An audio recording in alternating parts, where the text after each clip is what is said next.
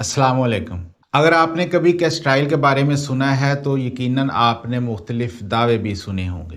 कोई इसे कब्ज़ का फौरी हल कहता है, कोई जिल्द के लिए बेहतरीन मॉइस्चराइज़र और कुछ लोग तो इसे लेबर शुरू करने तक के लिए इस्तेमाल करते हैं। लेकिन असल सवाल ये है कि साइंसी तौर पर क्या साबित है, क्या मंजूर शुदा है और क्या अभी तहकीक के मरहले में है। आज हम मुकम्मल तफसील के साथ असल मेडिकल मालूमात के मुताबिक कैस्ट्राइल को शुरू से आखिर तक समझेंगे, हर पहलू, हर फ़ायदा और हर मुमकिन साइड इफ़ेक्ट वाज़ेह अंदाज में। कैस्ट्राइल क्या है?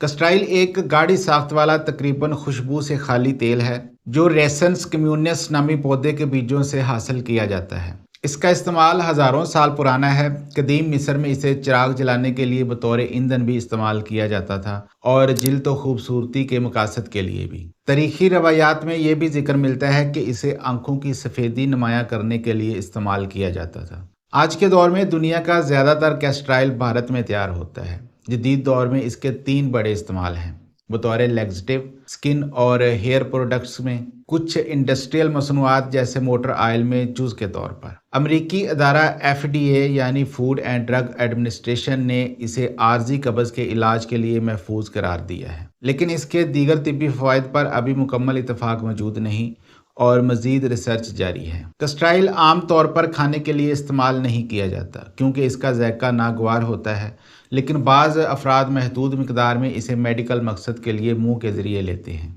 एक चम्मच तकरीबन फराहम करता है 120 कैलोरीज, 14 ग्राम फैट, 0 ग्राम प्रोटीन, 0 ग्राम कार्बोहाइड्रेट्स, 0 ग्राम फाइबर और 0 ग्राम शुगर। इसमें मामूली मिकदार में कुछ अज्जा भी होते हैं जैसे vitamin E, omega 9 fatty acid और ओमेगा 6 फैटी एसिड। इसका सबसे अहम फाल जुज़ रिसैनोलिक एसिड है जो एक मुनफरद फैटी एसिड है और इसी की वजह से कैस्ट्राइल अपने ज़्यादातर फिजियोलॉजिकल असरात दिखाता है। कैस्ट्राइल के मुमकिन फ़वाइद में सबसे पहला फ़ायदा है कब्ज़ के लिए मंजूर शुदा इस्तेमाल। कैस्ट्राइल का सबसे मजबूत और तिब्बी तौर पर मंजूर शुदा इस्तेमाल आर्जी कब्ज़ के लिए है। जब आप इसे लेते हैं तो इसमें मौजूद रिसैनोलिक एसिड आंतों के मखसूस रिसेप्टर्स से जुड़ जाता है। इससे आंतों के मसल्स सिकुड़ते हैं और पखाना बड़ी आंत की तरफ धकेला जाता है। इसी मैकेनिज्म की वजह से इसे स्टिमुलेंट लैक्सेटिव कहा जाता है।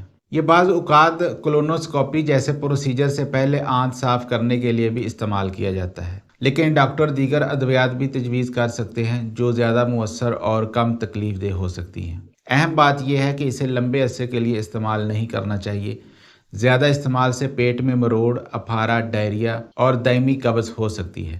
अगर कब्ज़ चंद दिन से ज़्यादा रहे तो डॉक्टर से मशवरा ज़रूरी है। सेकंड है लेबर शुरू करने के लिए इस्तेमाल। कैस्ट्राइल सदियों से लेबर इंडोज करने के लिए इस्तेमाल किया जाता रहा है। 1999 के एक सर्वे के मुताबिक अमेरिका में तकरीबन 93% मिडवाइफ्स ने किसी न किसी वक्त इसे लेबर शुरू करने के लिए इस्तेमाल किया था। कुछ स्टडीज़ में इसके रहम के मसल्स पर असरात देखे गए, लेकिन तमाम तहकीकात इसकी अफादियत पर मुत्तफिक नहीं हैं। अगर कोई खातून हामला है तो बगैर डॉक्टर के मशवरे के कैस्ट्राइल इस्तेमाल करना ख़तरनाक हो सकता है। नंबर 3 पर है एंटी इन्फ्लेमेटरी असरात। रिसैनोलिक एसिड में एंटी इन्फ्लेमेटरी खसूसियात पाई गई हैं। जिल्द पर लगाने से सोजश और दर्द में कमी आ सकती है। इसी वजह से कुछ लोग इसे जोड़ों के दर्द या मसल्स पेन में इस्तेमाल करते हैं, लेकिन इस हवाले से मज़ीद मजबूत क्लिनिकल स्टडीज़ की ज़रूरत है। नंबर 4 पर है ज़ख्म भरने में मदद। कैस्ट्राइल में एंटीबैक्टीरियल और एंटी माइक्रोबियल खसूसियात मौजूद होती हैं।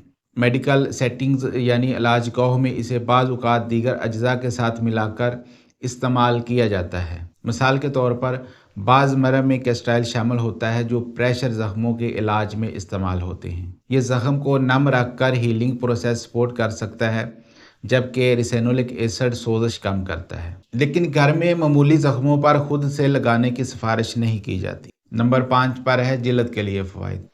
कैस्ट्राइल फैटी एसिड से भरपूर है, इसलिए ये जिल्द को मॉइस्चराइज करने में मददगार होता है। ये अक्सर कमर्शियल ब्यूटी प्रोडक्ट्स में भी शामिल होता है। अलबत्ता चूंकि ये हैवी ऑयल है, इसलिए जिल्द के पोर्स बंद होने का खतरा रहता है, जिससे एक्नी या फोलिकोलाइट्स हो सकती है। इस्तेमाल से पहले पैच टेस्ट ज़रूरी है। नंबर 6 पर है बालों की ग्रोथ के दावे। अक्सर मार्केटिंग में दावा किया जाता है कि कैस्ट्राइल बालों की ग्रोथ बढ़ाता है और डैंड्रफ ख़त्म करता है।